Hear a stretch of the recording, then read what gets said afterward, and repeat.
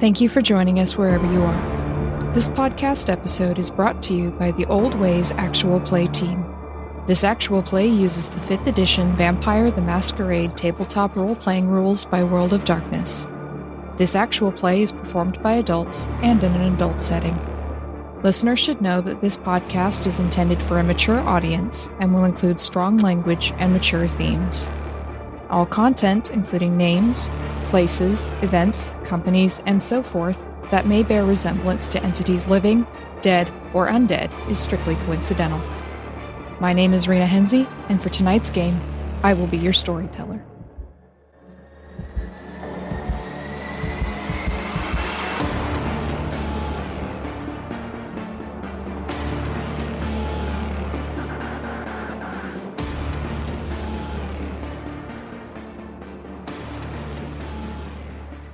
Good evening, everyone, and welcome to another episode of the Old Ways podcast, Vampire the Masquerade Chronicles, Shards of San Francisco. I'm your storyteller Rena, and tonight we have a very interesting return to Elysium.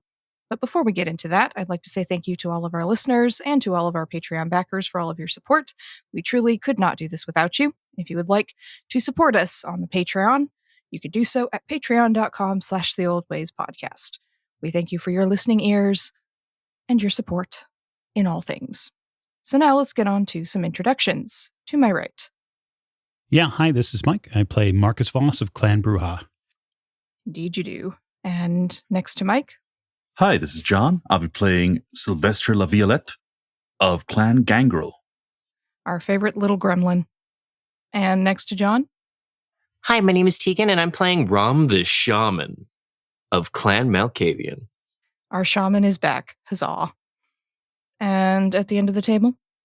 Hi, this is Ali, and I play Katerina Bogdanovich of Clan Toreador. And next to Ali?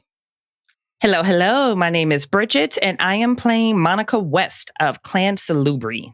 And normally I would say last but not least, but we have a special guest with us tonight, so instead I'll say next to Bridget. This is Tiffany, and I play Alex Giovanni of Clan Hakata. And now, last but not least, we have with us tonight. Hello, it's me, Patrick McNamara of Dog Food Studios, your best friend and the only person who truly understands you.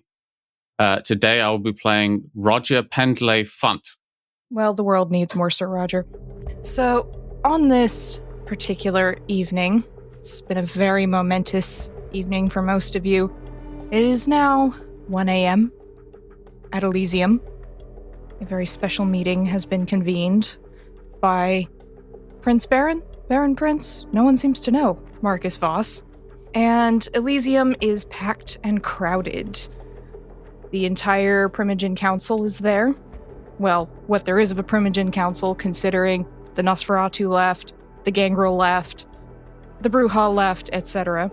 The Council of the Whips is there, including one Sir Rodger in a Greek tragedy mask sitting quietly in a corner, thinking about TikTok.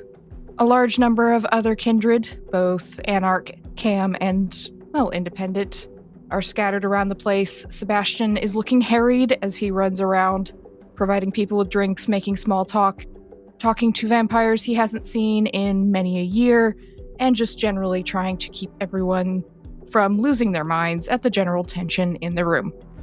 Alex Giovanni is here, as is our favorite little gremlin, Sylvester.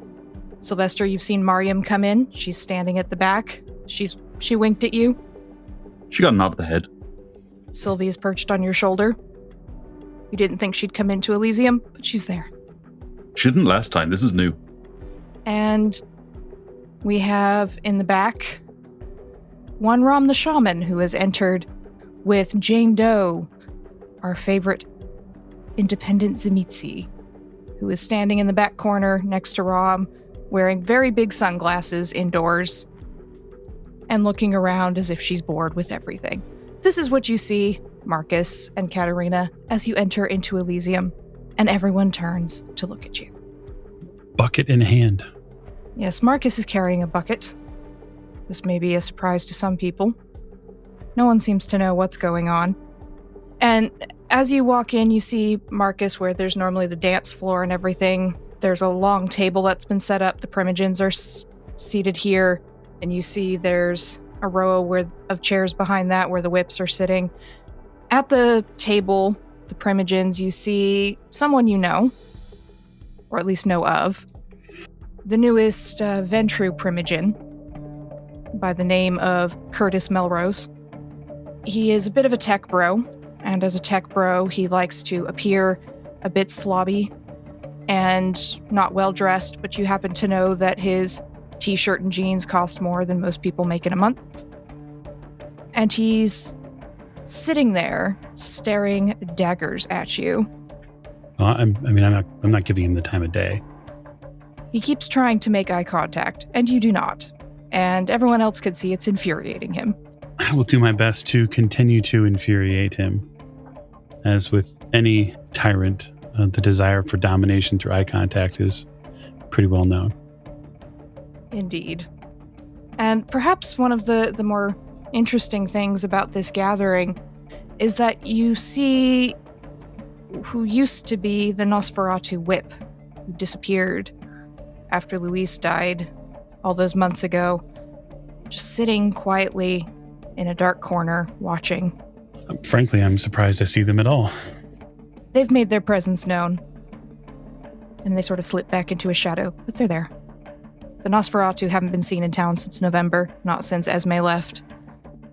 But they're here. Is Monica sitting with me at my table, or is she sitting with her sire? Monica?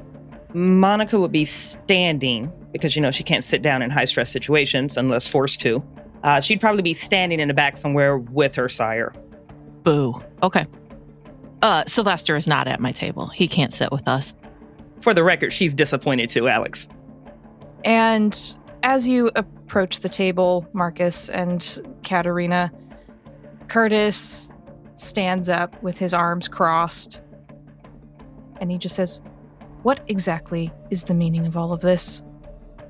I smirk just a little. I don't give him the eye contact he wants. But I let everybody, Sebastian included, obviously, who I assume is here brokering a social peace, given his role. I smirk at Sebastian, and I say, I do appreciate you affording us the space to deal with this. Neutral territory is neutral territory, darling. Indeed, but it's important to point out that you keep Elysium. Quite, and I intend to keep it. Sebastian seems a little bit stressed. I will unceremoniously set the bucket on the table and then take a look at all of the other Primogen who are assembled here except the Ventru. Let me be clear. I'm here to discuss terms. Terms for what, Marcus? I apologize. I spoke over you. Oh, no. You're quite all right, old friend. Happy to see you again. You too. You see, unfortunately, the Kindred, who held the role of Prince Regent in this city, has for several months now troubled the people whom I swore to protect. And he chose a path which aligned himself in opposition to me. For an unknown reason. I can only assume orders from the White Tower. I say assume because we never actually spoke while he was upset with me. But he did see fit to murder several members of my family. To which, naturally, I became upset over. And so, it seems clear to me after tonight's events that the White Tower was unwilling to give him any more assistance to root out the Anarch problem. I say with a slight sneer. The problem. It didn't work. The outrooting. It didn't work. He failed. Miserably. Inexorably failed. His mission. He paid a price for his failure. He paid a price for killing my family. He paid a price for following orders. And now I wish to know if there is anyone else here in the room amongst the Primogen Council of what is left of the Camarilla of San Francisco, if there is anyone else here who wishes to continue this farce. Because I do not. What farce is that exactly? Says Dara, the Toreador Primogen. The farce being that one could assume that the Prince Regent has it within his power to make me prince. I smile at her. Everybody laughs. Except Curtis. It is laughable, right? I reject the notion that any title can be placed upon a kindred who has forsworn any allegiance to that sect. I cannot be a ruler of a nation I am not a member of. And as I have stated here within these walls before, I am not a member of the Camarilla. I cannot be its prince. I do not recognize its existence except as a thorn. Well, that clears everything up then, doesn't it? Oh no, I don't believe so. Marcus, you appear to have procured a bucket. Is the purpose of this bucket perhaps spooky? Am I wrong to have brought it up? Well, I'm anxious to know what's going to happen with the bucket. I'm sorry, I believe I've stepped on it. You were probably building up to the bucket, but my curiosity has taken a hold of me, Marcus, and I must know. Sylvester's totally nudging Esme in the ribs. You know, if there's one thing that I learned in our small first interaction, Rodger, it was the importance of properly timed theatrics. I'm glad to hear that I'm having an effect on your psyche. You see, I was listening. I have been listening. I'm glad. I dig into my pocket. When I put my hand on the table, you hear the tiniest of metal clinks as a ring sits on the table when I move my hand. You see, your former Prince Regent paid a price. Tonight he paid with his life. And so when I ask whether or not you wish to continue this farce, you wish to continue to prod myself and members of Clan Bruja, I will ask again, do you wish to continue this, or shall we discuss terms? Curtis stands up to his full height, 6'5". You committed an assassination. Marcus Voss. I apologize, not to correct you, but if Marcus Voss is indeed the prince and he currently claims praxis, he does have the right to kill another member of our society. He just gave us an entire spiel about how he can't be prince. Well, I suppose there's a question of order of operations, isn't there, Marcus? Were you still the prince when you carried out this assassination? Depends on your assumption of technicality. The Prince Regent issued an edict declaring me prince and then attempted to flee the city. We simply made sure that couldn't fucking happen. Well, it sounds like me that there's no legal dilemma here. You were the prince and you did as princes will do, but is it my understanding now that you are relinquishing the title? I have no interest in it. I have no interest in ruling anyone. Indeed. One of the better qualifications to rule. In fact, when I left this Elysium last time, after, we'll just say a bit of haughty narrative, the one thing I wanted was to be left alone. The one thing I wanted was peace. And the one thing the Camarilla brought was war. I tipped the bucket over. And you all see, as there's a tight inhalation of non-existent breath from the entire Primogen Council around the table, William Mallet's head, encased in resin, rolls out onto the table, eyes wide in anger, and very, very dead. I look over in Curtis's direction, but I look directly into that 6'5" motherfucker's chest, because I know better. I fish out a scrawled piece of paper and slap it on top of the head and say, your clan, your friends in the White Tower, have waved the white flag. They gave up on your Prince Regent. They told him to figure it out himself. They left him a whining, mewling baby, and I chopped his head off because of it. It's clear to me that the Camarilla is poisoned from within. As I said before here, it is simply another process, simply another organization to make people and Kindred do what they want. I'm not interested in playing that game anymore, and so I am offering an alternative. I believe that there can be a city that the Kindred of this area deserve.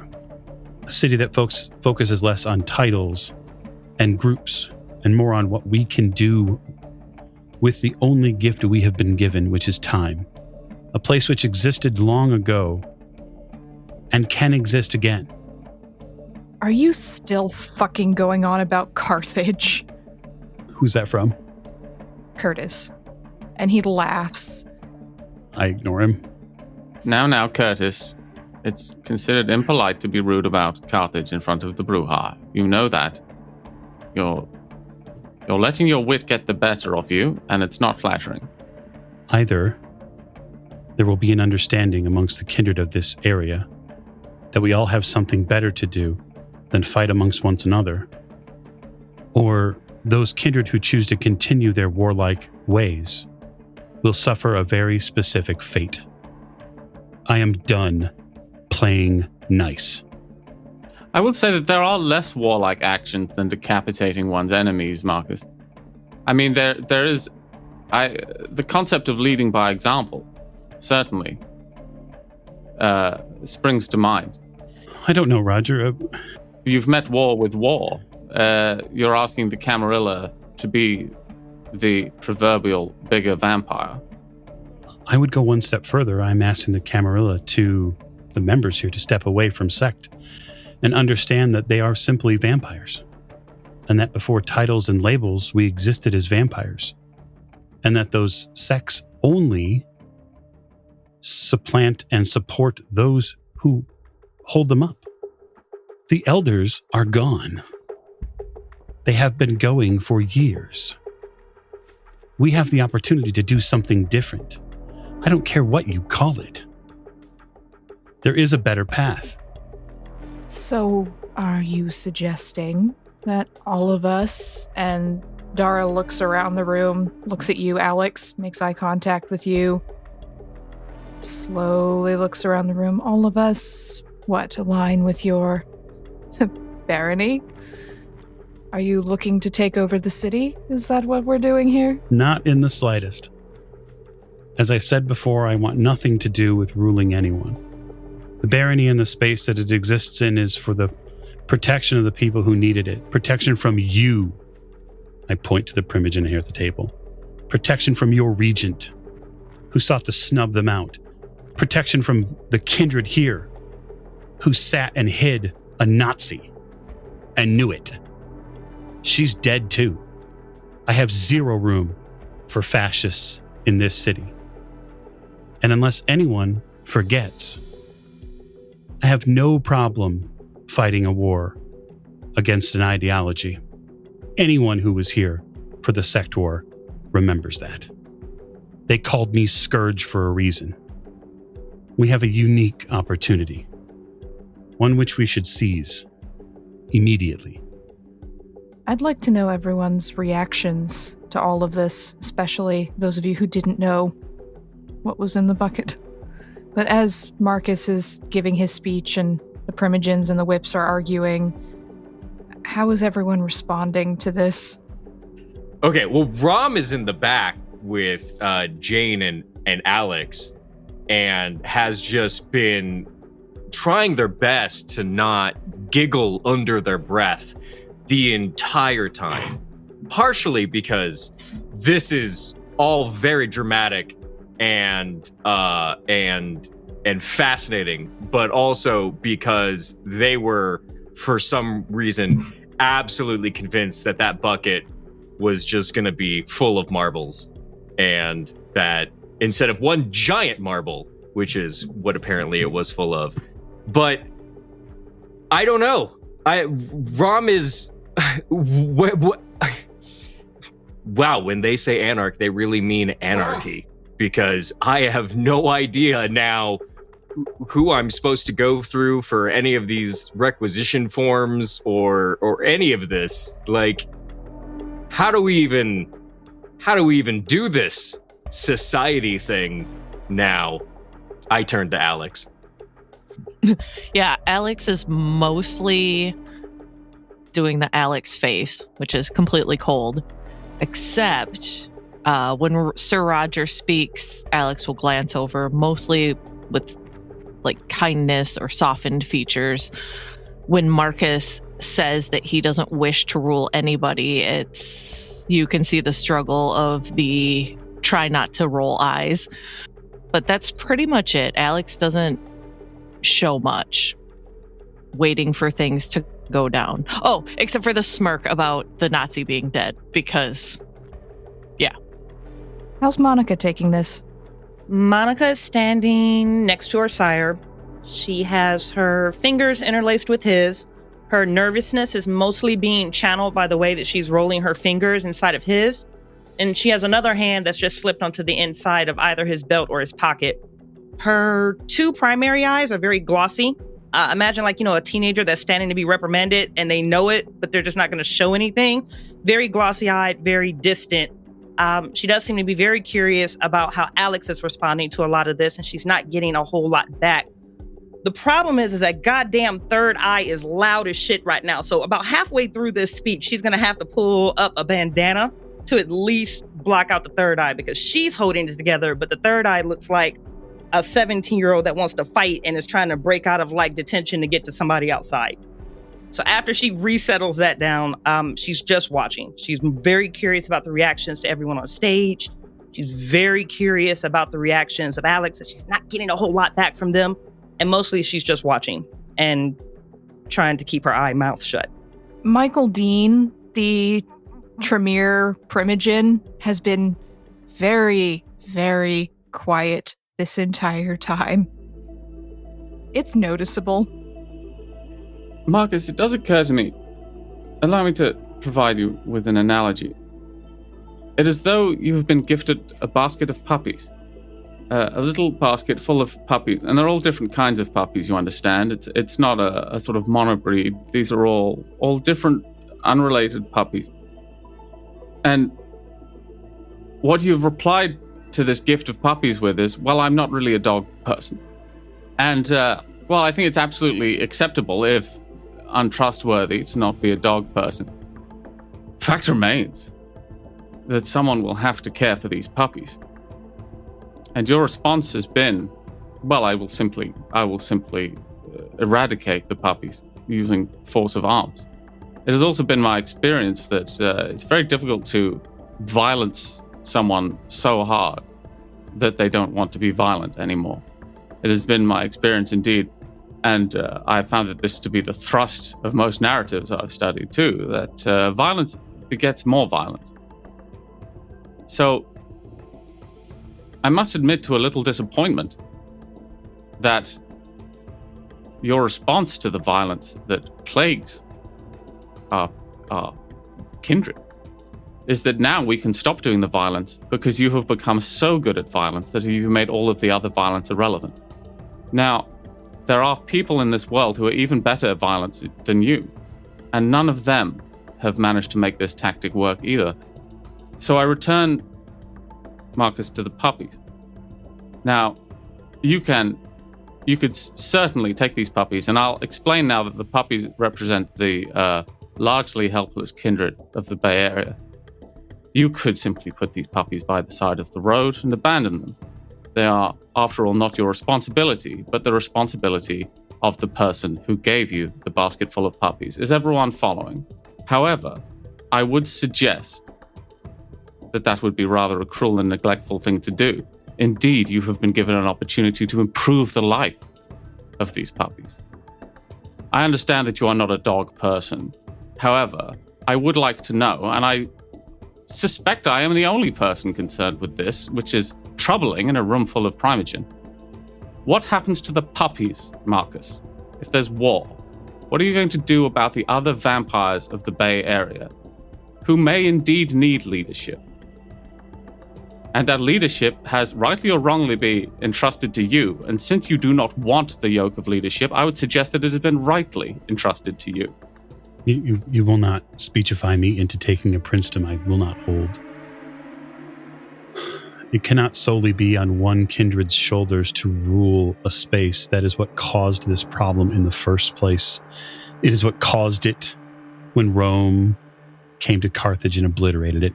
It is what has caused it an umpteen number of cities that the kindred have held over centuries. It keeps happening.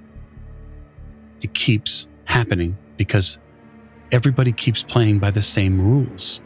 Even the title, Anarch, is a Camarilla creation. If you refuse to play the game, Marcus, your opponent will not simply decide that they don't want to play either. They will simply win. What do you intend to achieve? Because if the idea is that all of us, Camarilla and Anarch alike, and we are all, in the end, just kindred, leave here and perhaps hold hands and simply decide that we're going to create a new order together of peace and love and harmony between all vampires. I would suggest that that is a naive notion. And I would suggest that what will happen in the event that the Baron Prince or the Prince of the Barons abdicates their throne is that the meanest person in the room, the person who has the most cunning to grab it, will simply grab it, and we will be back to stage one. Now, we've talked at length about the danger of titles. Marcus, you know I'm not a great believer of them myself.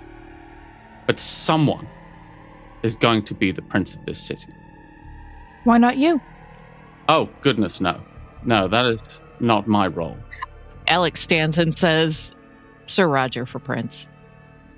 I stand up right next to Alex and I go, yes, Rodger for Prince. So while all of this has been happening, I'm actually going to catch Sebastian's eye. Sebastian looks slightly baffled at the, wait, are we electing a prince now? That's not how this is supposed to work, sort of thing going on.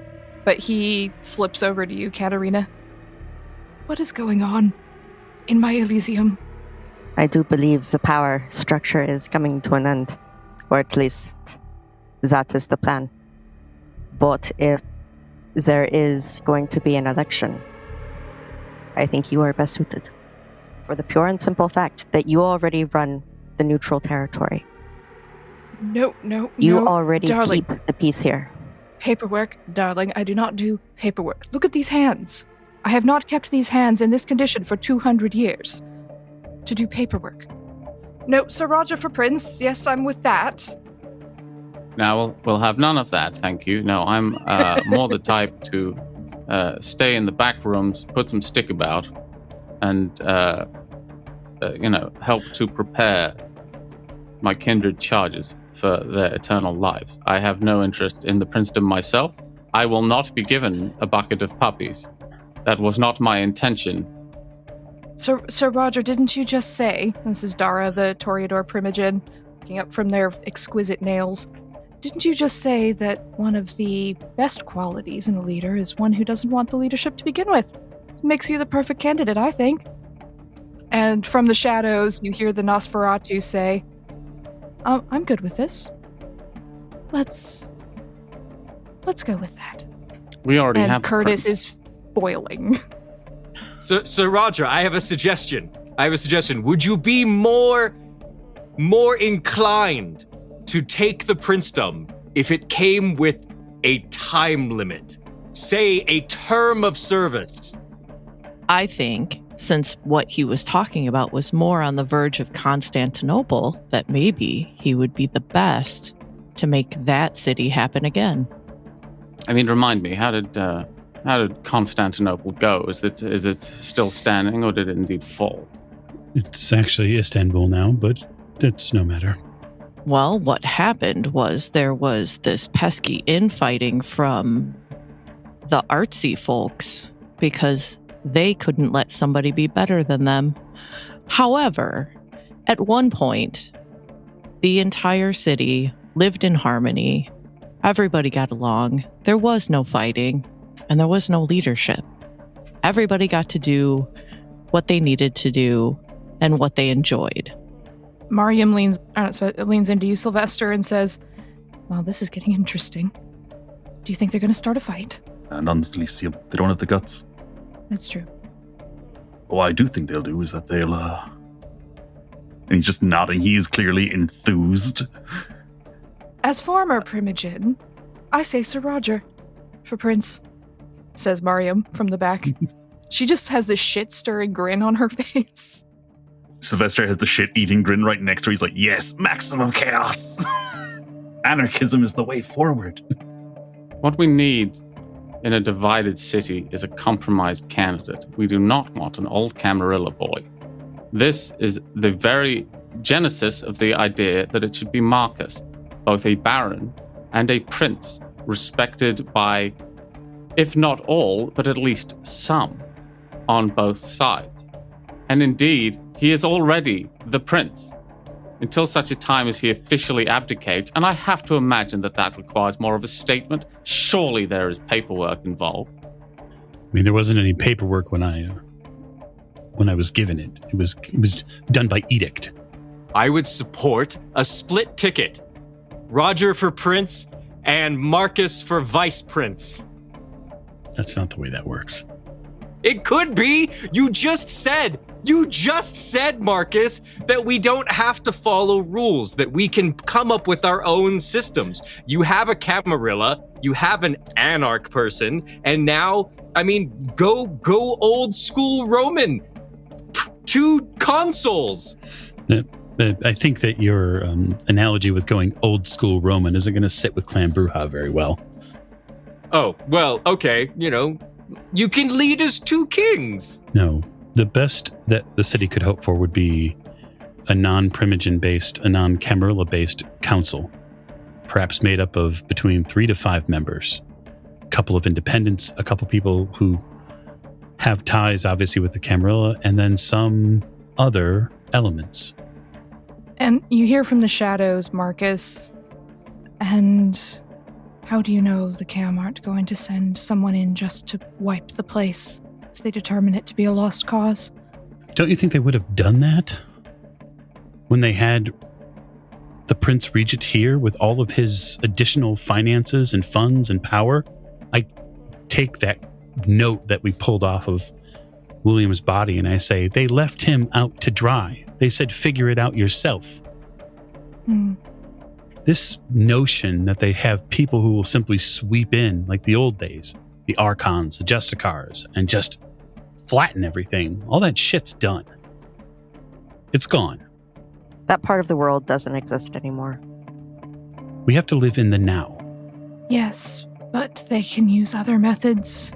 Baron, there's hunters in town, as I'm sure you know. I am aware of that, yes. And that is likely for a multitude of reasons. We weren't left a ton of structure after all of the cursed blood, that dirty, nasty sickness that ran through this town. It wore away, it ate away at Kindred society. And so, yes, we're going to have to do some work. But it does not have to be under Camarilla structure or their laws. Then you agree to the work itself, Marcus. Of course, Rodger. I have no issue agreeing to the work. I have issue agreeing to any sort of title. Because after you make someone prince, you make them a target. And I'm not interested in being a target. Well, what if there were 2 targets? Are you familiar with the 2 developer problem? I don't think so. If you assign a task to 2 different software developers, as my understanding, I should say, for context, I'm working on an app. If you assign 2 developers to the same problem, Marcus, and this is occurring on a weekly basis, you do not double the chances that the job will be done well. You halve it. Each believes that the other is responsible, and they spend more time arguing over who is responsible for doing the deed than they do clacking at their computers and going beep, boop. But it does occur to me that even under the strictures of the 2-dev problem, that there is room for a power-sharing arrangement between 2 people neither of whom have any interest in titles, and neither of whom have any interest in ruling. For, as Ram suggested, a limited engagement, something short, perhaps 100 years, because at the moment we simply do not have the structure for a free-for-all, Marcus. We don't. You're right. Our society has been eaten away.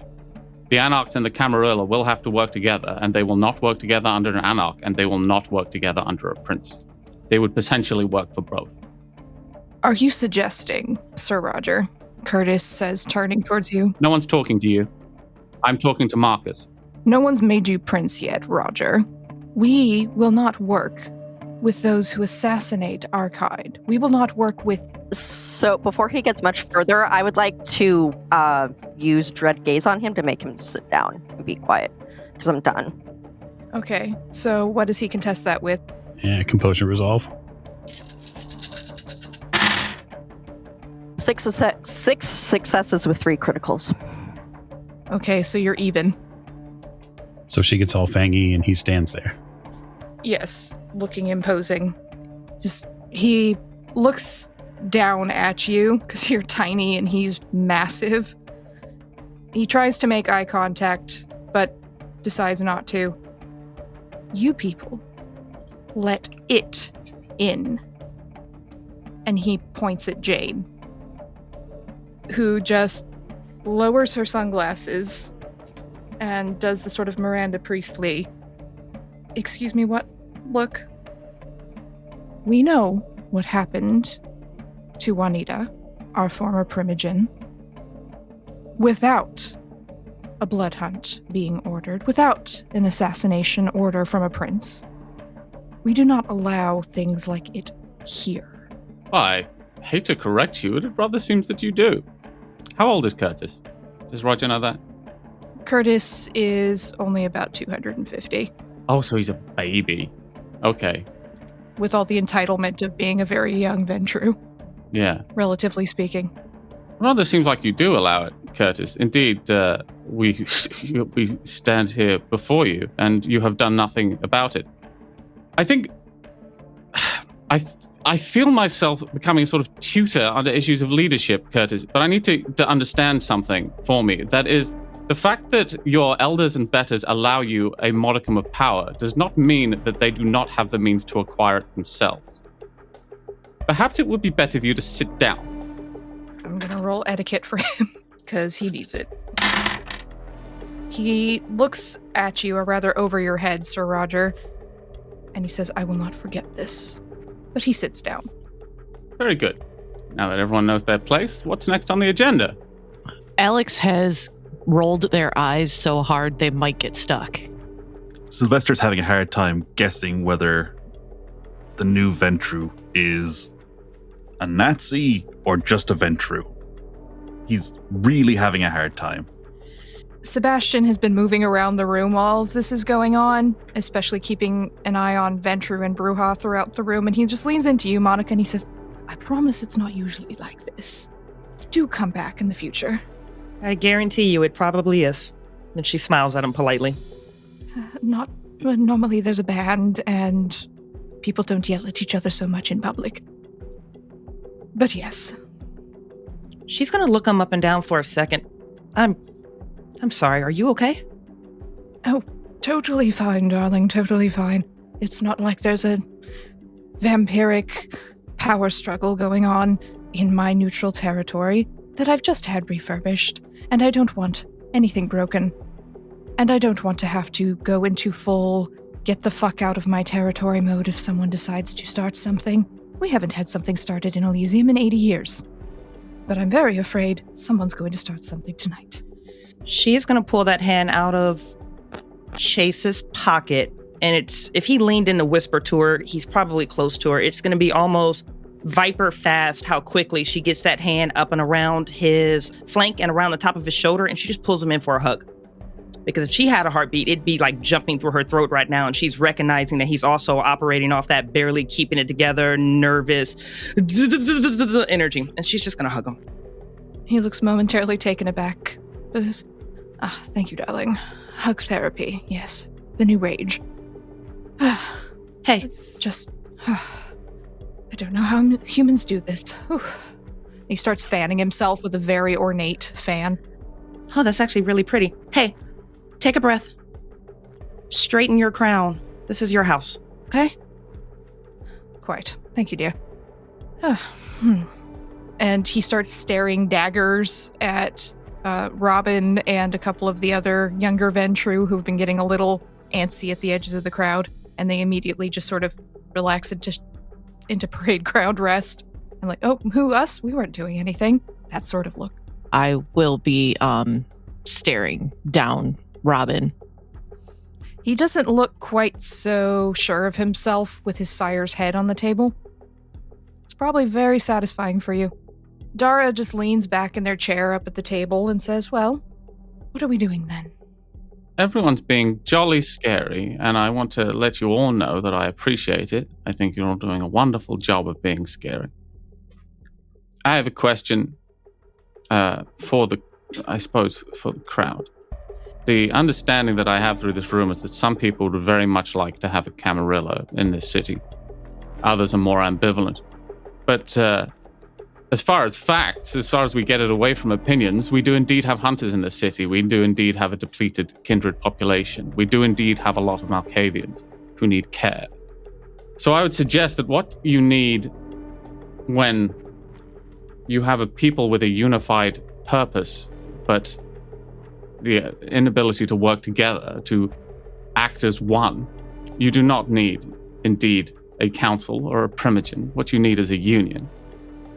So if I may propose a compromise, Marcus, you do not wish to be prince, neither do I. Would you consider being the joint head of the first San Francisco Vampires Union? Joint head with whom, then? You?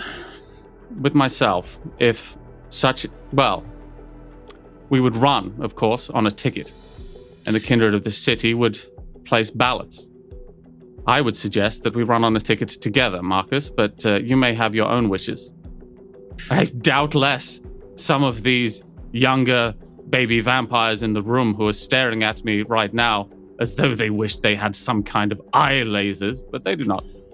I would suggest that perhaps some of them might like to throw their lot in and try and persuade the Kindred of San Francisco that they have their best interest at heart. I would counter offer your union, given my experience in their makeup, with perhaps a bit of a triumvirate.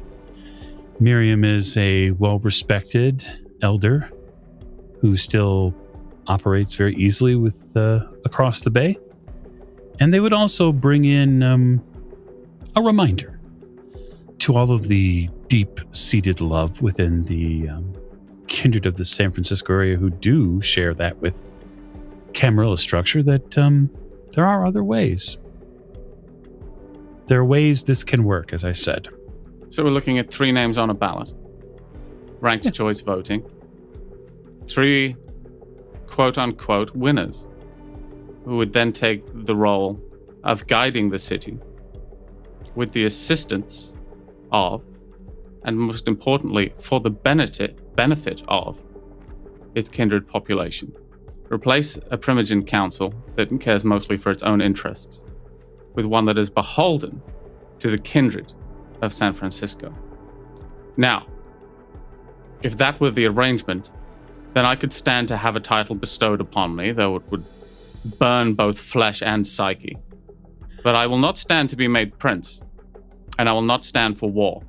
I suppose I could agree with such a card, provided that Miriam was willing to accept as well. Mariam saunters up, the way she tends to, with that sort of easy cat-like grace. Just says, well, I'm in. As long as we can take care of our hunter problem, I suggest we move sooner rather than later on arranging this whole, whatever it is we're calling it. What was it, Sir Rodger? The first San Francisco Vampires Union? Yes. First San Francisco Vampires Union. Sounds right to me. Do we get t-shirts? Certainly. Certainly. I have a t-shirt guy. Marvelous. Anything to stop the infighting so we can focus on the real problems. And she looks across the room and you see Yua, who is the whip for the gangrel in the before times, who has not gone off to join the clan and they're just standing there looking cranky. We have to work together, don't we? Regrettably, it does appear so, yes. Most regrettable. But I'm sure we'll get over it. I'm sure we will. I'd like to ensure that the agreement means that any more infighting is over. Well, there would be no factionalism. That would be key. If you're in the Union, you're in the Union. Curtis stands up and says, "We will not be part of this charade." It's charade, dear. However will we do without you, Curtis? I have no idea. In that case, perhaps you'd like to leave. This is a Union meeting. Also, I would like to say that I think the city would be better off without them. Curtis looks around, seems to realize he's a bit outnumbered at the moment. And Sebastian just waves his fingers and says, "Toodaloo, darling." And Curtis snaps his fingers and all the Ventro in the room just walk out with him. This is not the last you will hear of this. Oh, Curtis, before you leave, sorry, one thing I wanted to say to you. If you ever raise your voice to me again, Curtis, I will flay your mind. Good evening. This is a Union meeting. And the doors slam shut. Sorry, what are we doing for refreshments? Quite slipped my mind, darling, yes.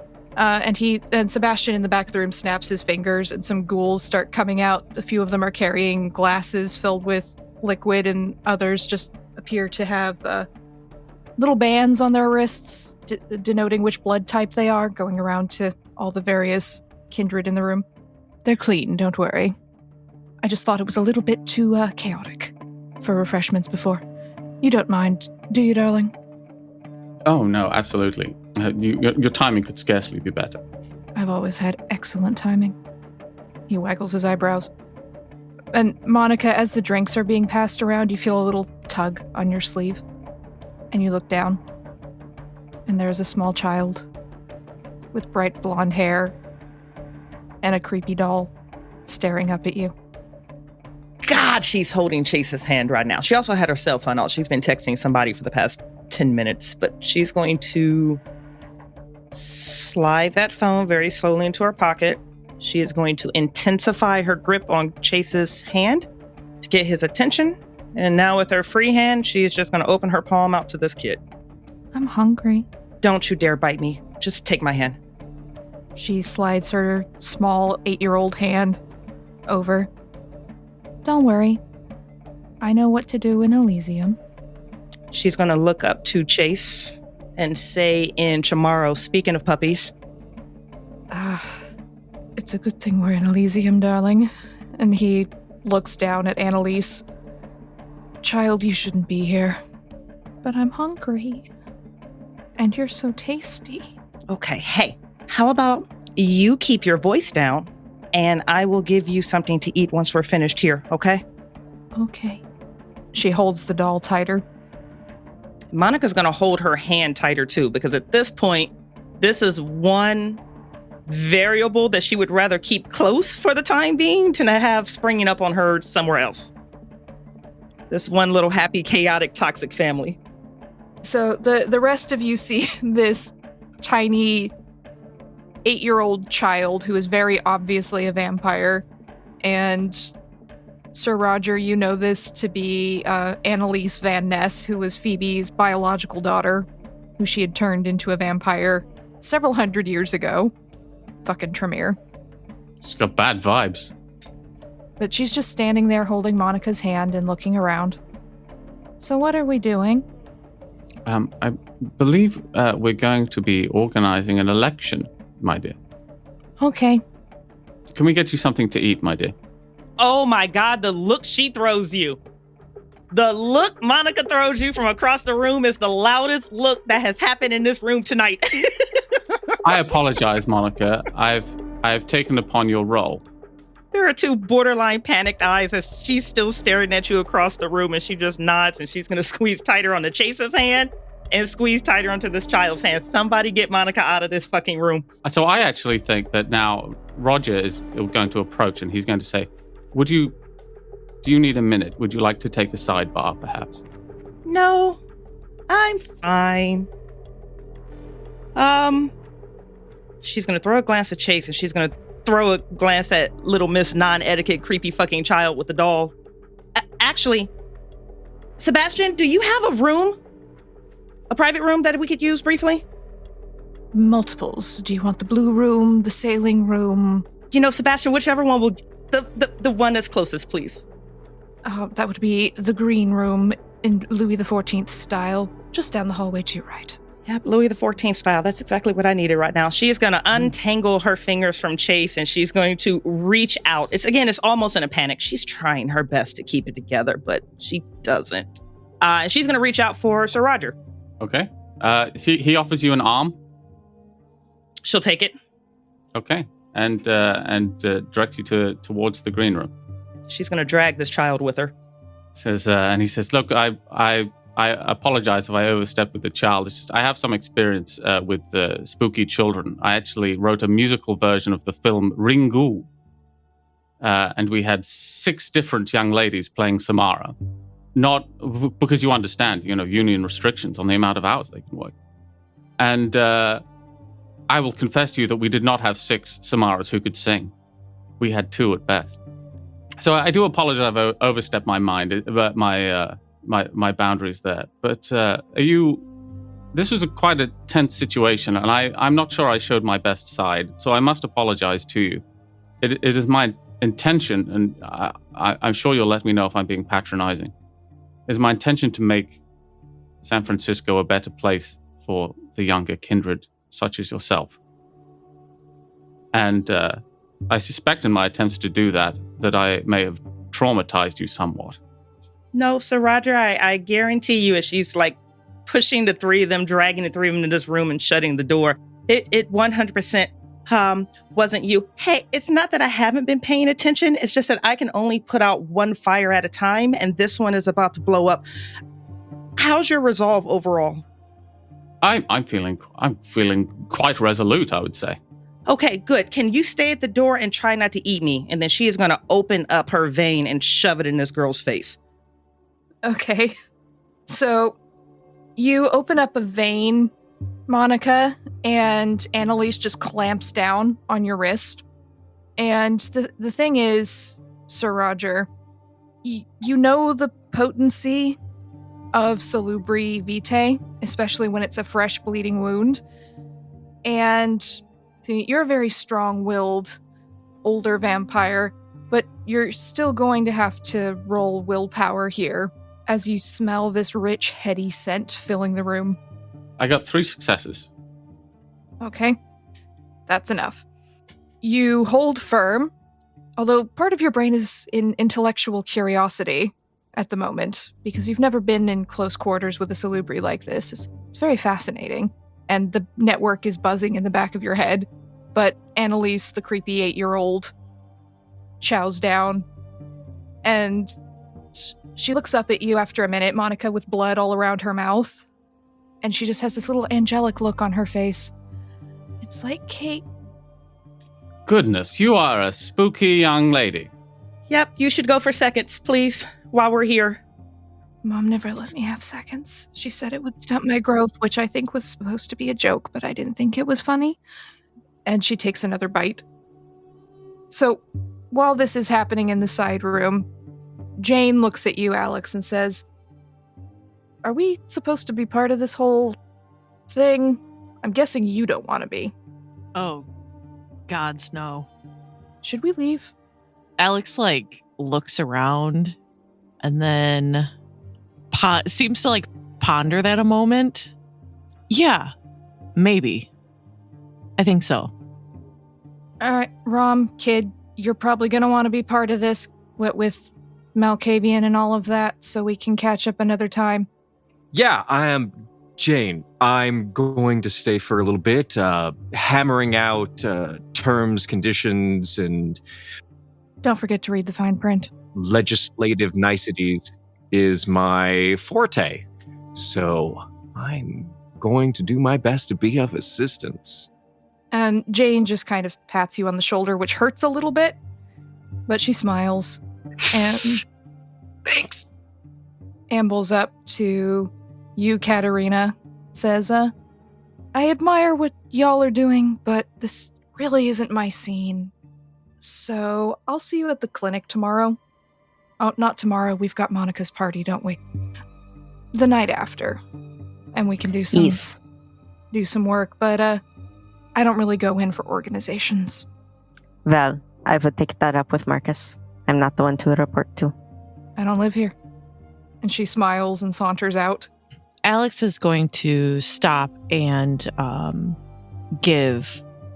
stop and send a text message to Monica that says that they are getting out of here. So if they want a way out, now is the time. And we'll be following Jane. And so, do you say anything to Marcus or anyone else, or do you just get up and go? I don't think I have anything to say. Okay. So, Marcus, you see Jane winks at you and leaves, and then Alex gets up and follows her. Sylvester? Yeah, Sylvester's going to approach Miriam. And now that she's moved up to the head of the room, and he is going to present her the hammer and handle of William Mallett's cane. He's just like, hey boss, I don't got any use for this, and it's a nice little trophy thing. You can always use it to send a message, or crack nuts to feed your birds. I don't fucking know. She smiles and takes the cane, and she looks around at everyone else around the table and makes very specific eye contact with Michael Dean, the Tremere Primogen, and just pats it on the head of the cane. And he just sits there, not moving. This will be wonderful, thank you. Yes, I can see some uses for it. I thought you'd get more use out of it than I would. You're a delight, Sylvester. He just shrugs to his leader. He's just like, I got some plans. I might run past you. We'll see. All right. And if you tell me no, I'm going to do them anyway. Nothing super bad, but just, You shock me. I'm so very surprised. It's just right that you know what I'm going to do. Mm-hmm. And the rest of the whips and the Primogens have been talking among each other, except for the two Tremere, who have been talking to each other and no one else. The room is a lot more relaxed now that the Ventru have left. Sebastian looks less likely to have a metaphorical heart attack. And it's a little bit calmer. And Esmeralda looks disappointed that there's not going to be a fight. Sylvester is too, if I'm honest. And Marcus, the Nosferatu, who was in the corner, comes up to you. They're fairly short in stature. They barely come up to your shoulder. They're wearing ratty jeans, and it looks like they attempted to make it look better with a t-shirt with no holes in it, but still very much not generally what is considered appropriate etiquette for a meeting like this. But they look up at you, say, "There's 6 of us back in town. We're here to help." What would you like to help with? We got some inside dope on the tower. Smile. It's not a pleasant smile. This wouldn't be the first Nosferatu face I've looked at. No. We went out of town to talk to some family, and we learned some things. And with William gone, well, we're back. Just, you can't look for us. We'll just be here. It seems reasonable to me. Thank you for finding out what happened to our brother. Of course. And they slip back into the shadow. So, Monica, Annalise has finished her feed, and she wipes the blood off of her mouth. She looks very happy, like a child at a birthday party who has eaten way too much cake. Monica is going to slide to the ground, but she is still holding this child's hand, and she is going to sigh, and she's going to look over to Sir Rodger, and she looks at least relieved in this moment that this fire is put out. If you ever talk to me like that, I'll flay your mind, followed by basket of puppies. Sir Rodger, I mean this with every single fiber of my being. You are the epitome of shattered beauty. You really are. Oh my gosh, I didn't know you had that in you. I'm not surprised, I just didn't know. Well, what kind poetry you've blessed me with, Monica. Shattered beauty. I like that very much. I will confess to find it flattering. I don't know if I should. But I'm concerned now that I believe we should fetch you a snack at your earliest convenience. May I bring someone back for you? No, I'll just go back onto the floor. I don't know how much longer Chase will want to stay. Understood. But thank you for your compliment. I'll be considering it for some time, I think. So you go back out into the main room. The whole thing's abuzz, and as Dara turns away from their Toreador friends and sees you come in, they just say, well, are we voting then? I think some of us are in agreement anyway. And, well, I have a party to get to later.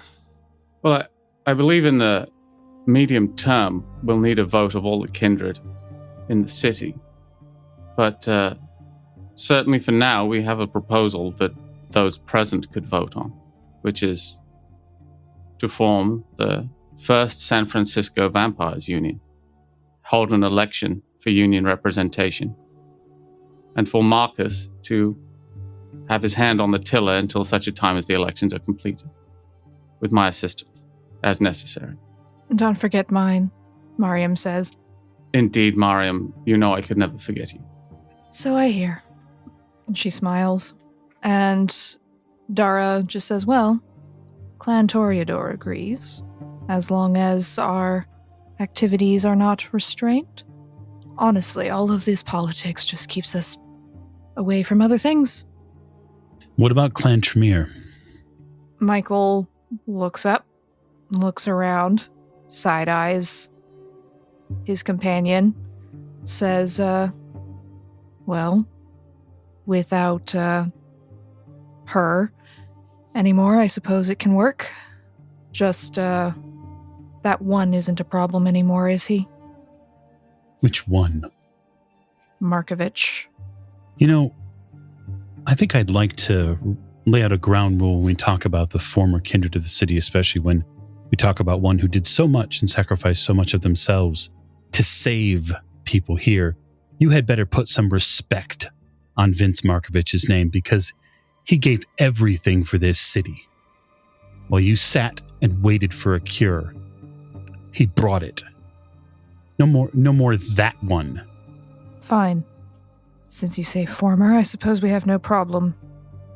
But, well, as long as there's no sort of discrimination on the other direction.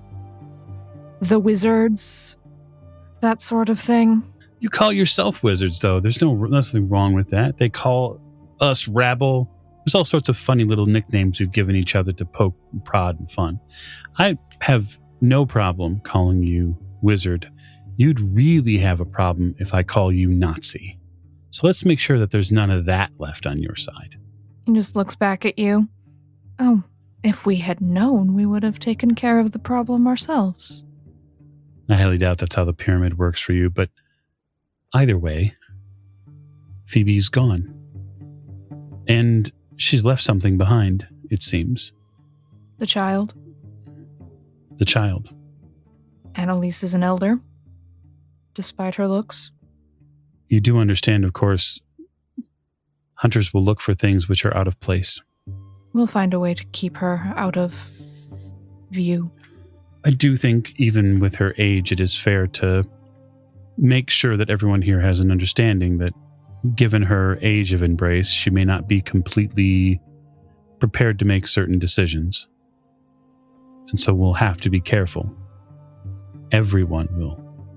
Mentally, she is still a child, yes. And rather a scary one. He cracks a smile, the first one you've seen all night. Quite. I understand that is a very interesting part of our reputation. I can guarantee you she's the only one of that age in San Francisco. Oh, good. The rest of us have more of a sense of self-preservation. But Clan Tremere will agree, for the moment. All right. So it seems we have the Nosferatu as well, as they are. And that really leaves us very few, I think, plans left on that sex side. Although I look for Chase, who I assume is still out here. Chase is still out here, sitting, watching everyone. Chase, what say you? I rather like the idea. If we can keep things with everyone working together. Constantinople is perhaps a bit of a pipe dream. It was a unique time and place. But perhaps it can work. All right. I look around the room. Given that some of the people have left at this point, who's really left to have say? Really just the Malkavians. Yes, well, they call us lunatics as talking about unflattering nicknames. I think the lunatics rather got the worst of it, don't you?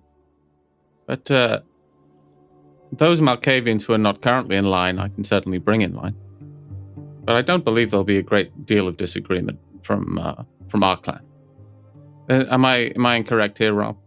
Most of them are just happy to continue on doing whatever eccentricities they are currently pursuing. If you say, Rodger, that you're in and you have a council position, I'm sure the rest of us will back you up.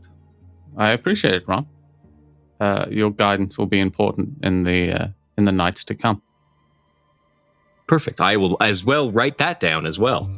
All right. Then for the moment, we're agreed. Well, then let's drink to it. Formation of the first San Francisco Vampires Union. I just don't know what you'd like to drink. I suppose blood is traditional. It is. As long as Sebastian vouches for its purity, then I have no problem. We're very careful, darling. Do remember, at the start of all this, apparently, I spoke to one of them, but I never let him supply me, so... Just in all of this, just Elysium stays as it is. That is all. Elysium is a tradition that goes far back beyond the Camarilla. It's a simple tradition, a neutral space for kindred to meet, talk, and hopefully one day learn from one another. Well, Marcus, in the spirit of cooperation and in the interest of establishing a bond of trust between us, perhaps I could drink from your wrist and you from mine. I can assure you that I'm quite well kept. I understand I'm a very tasty gentleman. I'm very particular about vampires I feed from. Oh, but he is delicious. I can vouch for that, Sebastian says. Indeed. We'll talk at another point, perhaps, about ways that we can ensure the trust between us. I'll find a glass because the bucket is probably a bit unceremonious. Yes, I feel like the bucket has definitely served its place in the pageantry of the evening, and can now be dispensed with. So before everyone gets super immersed in celebrations, I'm going to grab Marcus's hand briefly. I'm going to go back to the house and start in on our guest. Wonderful. Keep me up to date. And I will grab the bucket, and I will grab the head, and I will take it home with me. And so Katerina heads out with William Mallett's head in the bucket. And Monica, Chase waves to you as you come out, with Annalise still trailing behind you. Well, I think maybe, my dear, we might stay a little bit longer, if it's all right with you. In town, I mean, not here. It seems things are reaching more of an equilibrium, I hope. And he looks askance at Annalise, who's just standing there, holding her broken doll. She will slide in next to him where they're hip to hip, and she will wrap her right ankle around the back of his, and she's going to respond to him in, tomorrow, I was afraid that you were going to say that. You don't have to stay with me, dear. You can go home. She looks down at this kid who she's yanked and pulled in with him, and she looks up at him, and then she's just going to look forward and not respond. And Chase is going to put his arm around you and just lean his head up against yours. and just watch everyone drinking and chatting to each other. The Oakland Bears are in a corner, drinking very loudly and making jokes and singing old drinking songs. It's almost like they're trying to see who can sing louder than the other. Like, it's just getting this massive cacophony of leather daddies singing. Well, I suspect I know where Rodger's spending the rest of the evening. Sir Rodger goes and has a drink with the leather daddies. Doc is in the corner. Yeah, I probably spend at least a little bit of time here with Jean and House Lasombra, as it were. Yeah, there's a lot of cats wandering around.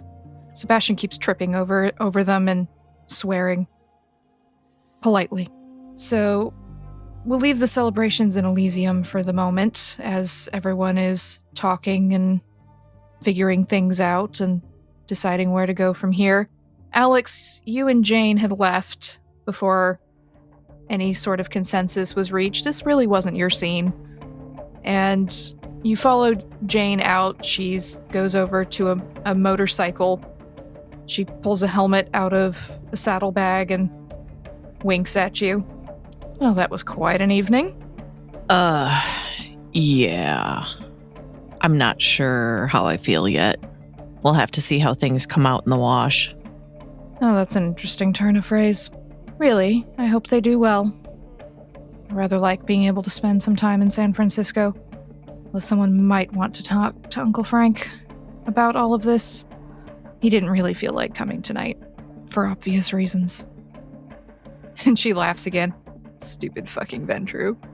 Yeah, I have my own bone to pick with them, especially Robin. He's got it coming. He's like 4 months old at this point. Idiot. Yeah, he thought he was somebody. Well, the world is going to disabuse him of that very quickly without his sire around.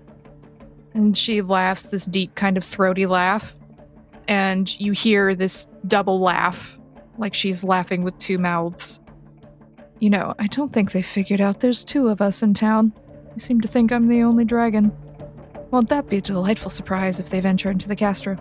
Have you met Frank? No, I have not. I have heard of him. But, you know, I'm not against anybody, so... I'm not either, unless you're a venture. And she pats the motorcycle and says, "No offense, Brad." Nice. Well, they've got to have some use at some point. Would you care to come have a drink in the Castro with me? If you're not busy? Oh, definitely. Where should I meet you? I mean, I don't want to turn down your fabulous ride, but it'll mess up my hair and suit. Oh, we can't have that. San Francisco drizzle. Terrible, terrible for the lines of suits. She looks down at her tight jeans and oversized flannel. Well, just follow me. I know how to show people a good time. Just ask Rom. And she laughs. Okay. Well, it's not hard to amuse him, though, to be fair. It really isn't. I was going to say, I'm going to get in the car, and then we'll follow Jane. Do you have Ajax wait for you, or do you tell him to leave and come back later? Yeah, I would probably just tell him to come back later. It's probably safer for him, so... Considering you know there's at least 2 dragons down here, it's definitely safer for him to wait outside the Castro for a bit. So he drops you off, leaving you outside of a small gay bar. Gay for all types, essentially, is what the sign proudly proclaims. There's a large Black Lives Matter sign in the window and a bunch of glitter and a lot of signs about various drag performances, karaoke nights, etc. But the thing that catches your eye is the sign that says, in neat lettering, hosted by Dr. Moreau and his traveling cabinet of curiosities. Proprietor. And Jane is waiting for you as you open the door. It's a bit quiet tonight. Uncle Frank doesn't seem to be around, but I can still get you a drink. It's better than being where all the business is going on, all the talk. Yeah, I am not interested. Didn't think you would be. She leads you in. There's a bit of a dark hallway, and then there is a larger open space with a stage at the front. She takes you into this room, and there are a bunch of performers. Drag performers mostly. They appear to be doing some kind of musical reenactment, but with more humor added to it. So they're doing a scene from Chicago, but they're exaggerating pratfalls and all sorts of things. There's something slightly off about all of them. They're human, but they've definitely been modified in some ways. Not that they really seem to mind, but you can see there's a drag queen who appears to be in the role of the matron, who's got what looks like 4 breasts, and they're not breastplates. And that's just an example. And there's a bunch of people sitting around, a couple vampires, but mostly humans who are laughing and clapping, and none of the humans really seem to notice that it's completely odd. They just seem to take it all as part of the show. Jane leads you over to a corner table and says, I assume you prefer to sit with your back to a wall where you can see everything, Giovanni? Always. You never know who's around. She laughs. Have a seat. So, what can I get you tonight? I don't know. I don't know that I'm particularly peckish at this point. So, whatever you suggest, I suppose. She leans down towards the table, and you can see there's what looked like just sort of carved depictions of various body parts. She leans down towards an ear and says, that'll be 2 A positives on the rocks, and leans back in her seat. So, what do you think about tonight? I mean, I'm not sad to see Mallet go. I was kind of hoping to get a crack at him myself, but I guess I was a little too slow. Well, yeah. I mean, I'm glad he's gone. However, Marcus keeps saying that he doesn't want to rule, but he is ruling, and he's ruling with an iron fist. And it seems like some of the things he's doing aren't any better than what the Camarilla was doing. I don't know that we're any safer. I think we're actually in more danger. But that's my opinion. Iron fist, huh? What makes you say that? Well, the fact that he always has a wrecking crew around him 24/7. The fact that he decided to take it upon himself to make somebody take the long sleep. The fact that he is not allowing anybody to make any kind of moves that make him angry without there being some kind of repercussion. It's more out of fear that people are, I think, staying within his rule. Getting a little addicted to the power, maybe? While convincing himself that he's not really in it for that?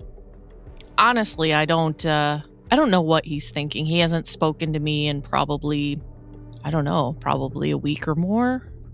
So you didn't know about all this going down with Mallet? Nope. Interesting.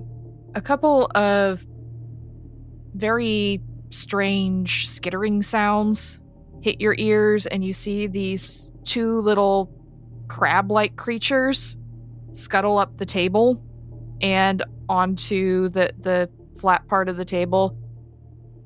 They appear to be made of flesh, and there's little bone straws sticking out of them, and you can see the blood pooling around inside. Just don't worry, it's clean. She picks one up and starts sipping. Yeah, I mean, whatever makes you guys happy. I'm not going to tell you how to run your business. One of Uncle Frank's more interesting ideas. Portable vending machines. Also, he just likes the skittering sound. It freaks the humans out. That probably is pretty amusing. I don't know, really, where we're going next as independents.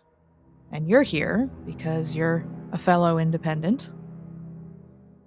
And from what I've gathered from Uncle Frank, who has his scales in everything, and also from my own contacts around town, you like being neutral.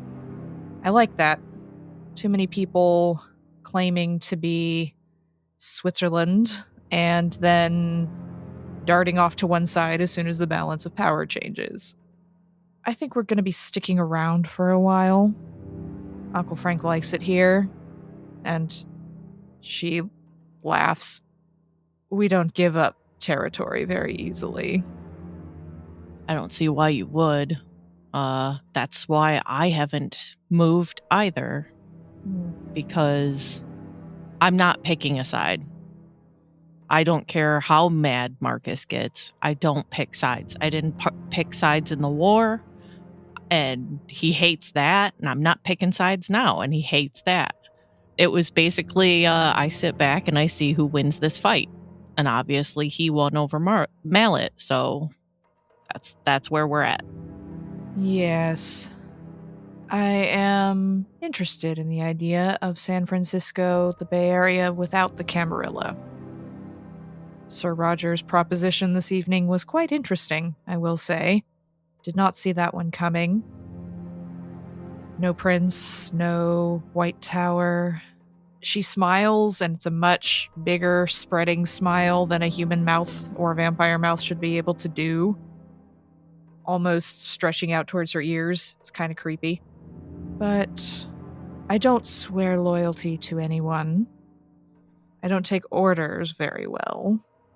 I'm part of the Castro now, thanks to Uncle Frank. Told me to consider it my territory as much as his while I'm around, but I don't stay in one place too long. I go. Now maybe that I have property, I'll come back. My childer are here. I don't know if you've met them or not. But, I'm not going to bend a knee to anyone.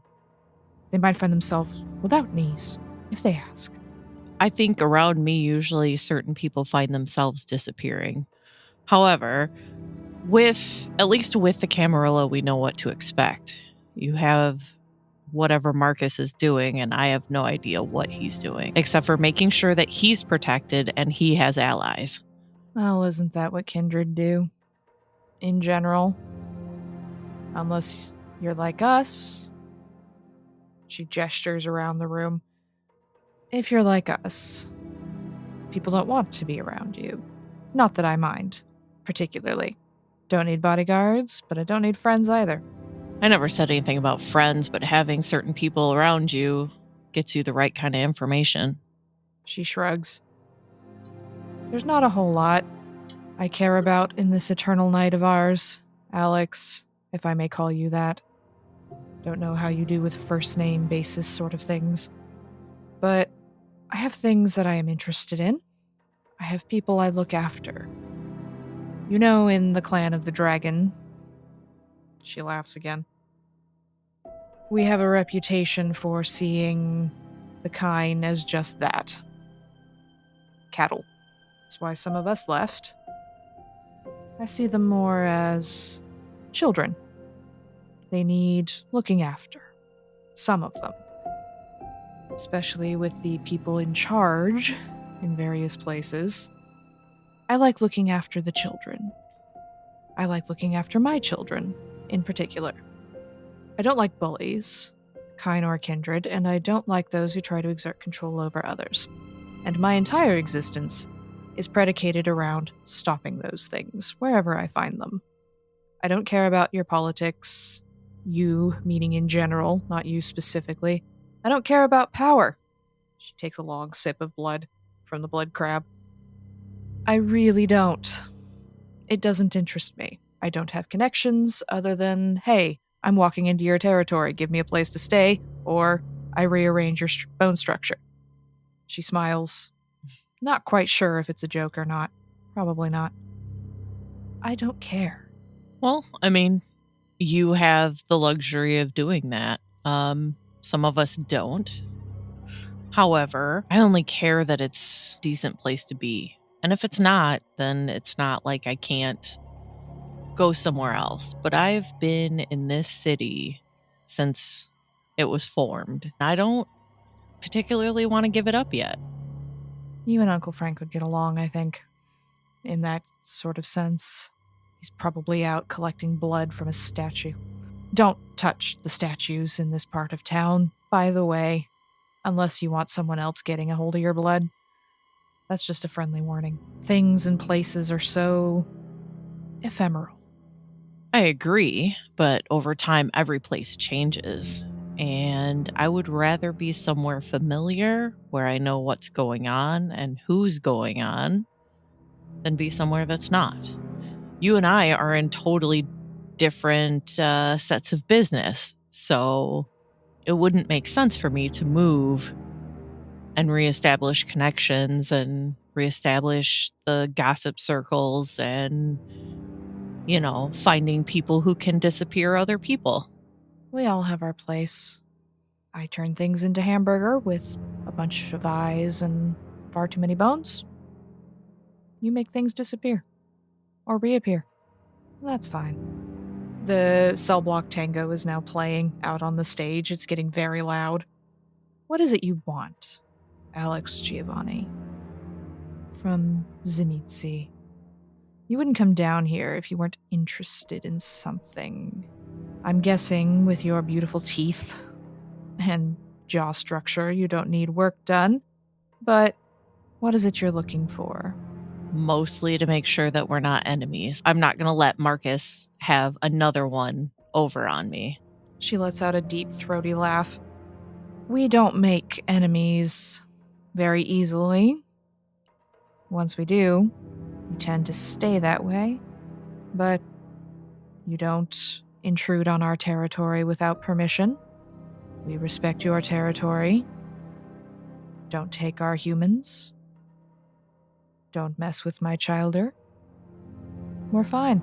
That's pretty much how I operate too. It's been interesting, and you're much older than I am, of course.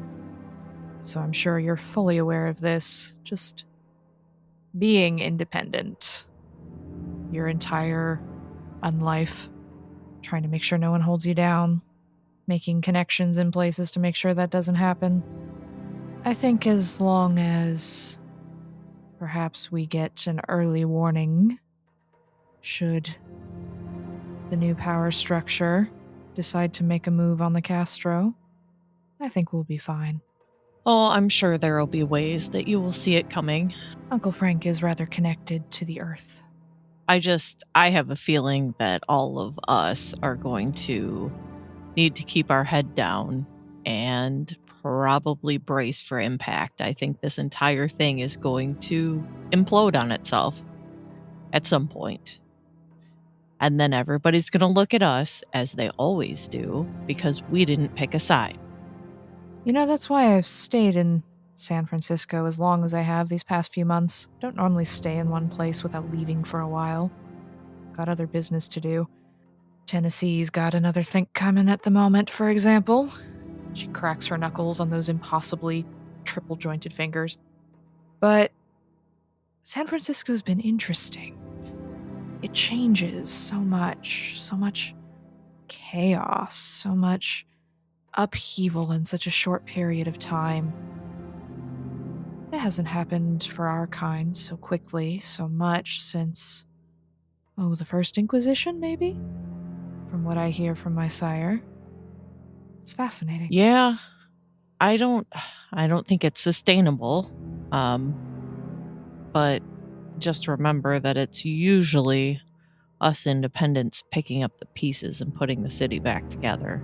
If someone wants to try and put it back together, they're welcome to. My job is taking down the bullies. I don't particularly care what happens afterwards. Done a little cleaning up around town myself. It's good to know. She pats the chair, the arm of the chair that you're sitting in. Won't be goose-stepping anymore. Yeah. So, I think we have an understanding. And if any of your humans need any work done, let me know. I work on humans for free. They can't help it, poor things. I mean, I probably have one or two that may, but I don't know if they can mentally handle it. So we'll probably just leave it alone. As you wish. They're impossibly fragile. Oh, I know. But I've been doing these kinds of operations for decades. And I have some help on the human side to make sure it's not too difficult. and only if they want it. Just letting you know the Right. offer's on the table. I've already done Well, some work on Mariam's child over in Oakland. So whatever work I can do while I'm here, I'm happy to do it. I won't be around forever. I appreciate it. Maybe you can make the little gremlin that just rolled into town look a little bit better. She laughs again, and it's so loud it just kind of echoes around the room. And a couple of the younger vampires down near the front turn and look, and then immediately turn away when they realize it's Jane. Yes, well, he'd have to agree to it, and I don't think... Well, Gangrel tend not to want anything beyond gender confirmation operations when they need it. They're rather proud of who they are. And I don't want to begrudge anybody who is proud of who they are, but however, sometimes you have to look in the mirror and wonder if it's really that bad. Things you must dream of, Alex Giovanni. Now, normally this is the part of the night where I'd ask you if you want to have a better time, but I think we're both a little too dominant for that. Probably. However, I think Rom might be your type. Oh, I've got an idea. She smiles that massive spreading smile again. Believe me, I've got an idea. Katerina, you've left this party, talk, whatever it is in Elysium, you have things to do. And really, you have a better way to spend the rest of your night, don't you? As you go home. What are you doing with the rest of your night? Well, first off, I'm going to take the head and put it above the big metal doors that signal where, we meet in times of crisis. Crisis averted, at least for the time being. And I am going to walk upstairs into my office and look at this poor little frail human that's chained up to my chair. You see Sophie. She's missing one shoe. Her hair's bedraggled, her nails are broken from the scuffle. She's chained up in your office, but she still looks at you rather defiantly as you enter the room. I'm going to turn on awe before she can say anything. So she's enraptured by me. Be quiet. She looks like she's trying to speak, and then she can't. And I'm going to grab my other chair. I'm going to swing it around so that I can lean over the side and trace my fingers along her arm, along her collar, up her neck. You are very tasty, and I plan on indulging myself on you some more. And you have many ways that you are going to serve me. And I can't wait to make it so that you are so broken that you will never think of anyone else but me again.